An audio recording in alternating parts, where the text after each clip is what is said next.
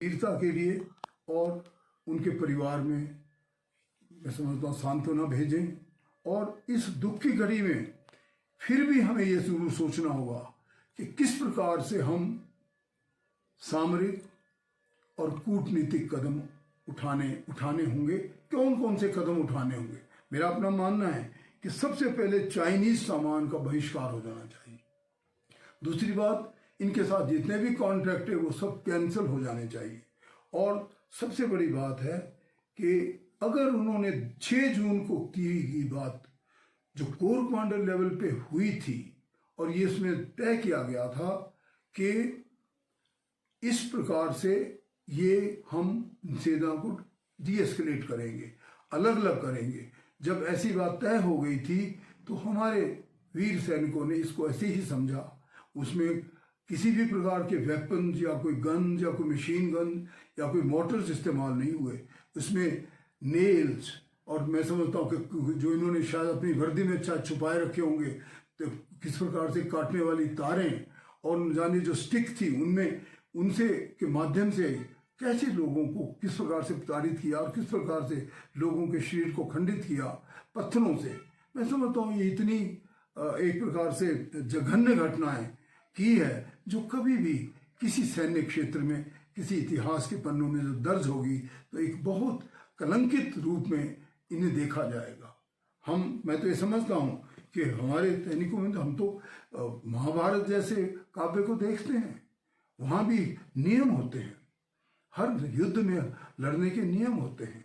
अगर लड़ना ही हो तो कोई बात नहीं, हमारी सेनाएं तैयार हैं। आज हम 1962 की स्थिति में नहीं हैं। आज पूरा विश्व जानता है कि हमारी सैन्य शक्ति, चाहे वह इंडियन आर्मी हो, चाहे एयरफोर्स हो, चाहे नेवी हो, सब तैयार है, हमारी दूसरे दस्ते तैयार हैं। और अब चाइना ये भूल में ना रहे कि वो कल के दिन क्या हुआ।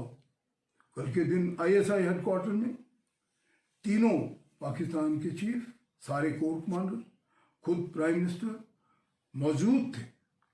कितनी शर्म की बात है। वो इसलिए बताने को कि भाई उनका चाइना के साथ लगा हुआ है, ये बताने के लिए कि हम उनके साथ खड़े हैं। इस वक्त भारत का नुकसान हुआ है, उनके शहीद हुए इतने लोग। इसी प्रकार से उन्होंने नेपाल को भी उकसाया है। नेपाल भी एक कितना हमारा मित्र देश होने के बावजूद, और उनको हमने क्या नहीं किया, हमारे कितने अच्छे संबंध रहे हैं, और वो भी हमें अब उसे न जाने कहाँ तक कितने जमीन को हथियाना चाहता है, किसको क्लेम करना चाहता है। तो जब इस प्रकार का वातावरण हो तो हमें, मैं समझता हूँ, सामरिक दृष्टि से बहुत तैयार होने की जरूरत है। कूटनीति से जो कदम अगर नहीं पार होते तो हमें सामरिक दृष्टि से तैयार होना होगा। हमें अपने डिफेंस एक्सपेंडिचर में कभी भी कमी कटौती नहीं करनी होगी। मैं तो स्वयं डिफेंस कमेटी में रहा हूँ और इसका पक्षधर रहा हूँ कि हमें और तो आज से चाहे हम कितना भी खर्चा कम करें, परंतु डिफेंस पे कभी कम ना करें। क्योंकि जो पुरानी कहावत है कि if you want piece be prepared for war, तो हमें हमेशा युद्ध की तैयारी रखनी होती है, और ये आज के संदर्भ में बहुत जरूरी है। इसलिए मैं चाहूँगा कि और एक बार फिर मैं उन लोगों को जो हमारे बीच नहीं रहे, उन वीर योद्धाओं को नमन करता हूँ, श्रद्धांजलि देता हूँ, अपने परिवार को सांत्वना देना चाहता हूँ। और हम जहाँ पे एक ऐसे कदम ले रहे हैं कि इस महामारी से बाहर निकले, सरकार पक्ष विपक्ष सब एक रुख होकर चल रहे हैं। हमारी सरकारें भी बहुत अच्छा काम कर रही है। मैंने स्वयं भी प्रयास किया है कि अपने क्षेत्र में, अपने निर्वाचन क्षेत्र में, सबसे पहले जब ये लॉकडाउन 1 हुआ, हम लोगों ने मैंने 10 लाख अपने एमएलए फंड से दिए। उसके बाद जब हमारी पार्टी ने भी चाहा तो उनको भी 50,000 दिए। आप सब जी जानते हैं कि हम सभी जितने भी लेजिस्लेटर थे, एमएलए थे, सब ने अपनी पे से जैसा सरकार का निर्देश हुआ उस प्रकार से पैसे दे रहे हैं।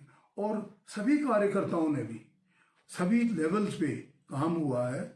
मैं उन सब की भूरी भूरी प्रशंसा करता हूँ। हम इसी प्रकार से आगे बढ़ते रहें और अपने देश को समृद्ध बनाएं, अपने देश को सशक्त बनाएं, अपनी आर्मीज की जो आज उन्होंने बलिदान दिया उसको याद रखें और चाइना को एक प्रकार से संदेश भेजें कि भारत अब 1962 का भारत नहीं है। आज भारत एक सशक्त भारत है। इसलिए अभी भी इन सब चीज़ों का कूटनीतिक रूप से और राजनीतिक रूप से इसका हल कर दिया जाए, ताकि आगे के लिए मैं समझता हूँ समृद्धि हो, शांति हो और दोनों ओर मैं चाहूँगा कि कभी भी युद्ध कभी भी आखिरी निर्णय नहीं होता और ना ही उस समाज के हित में होता है। इसलिए युद्ध की स्थिति तो तभी आती है जब बातचीत बिल्कुल ही विफल हो जाती है। मेरा अपना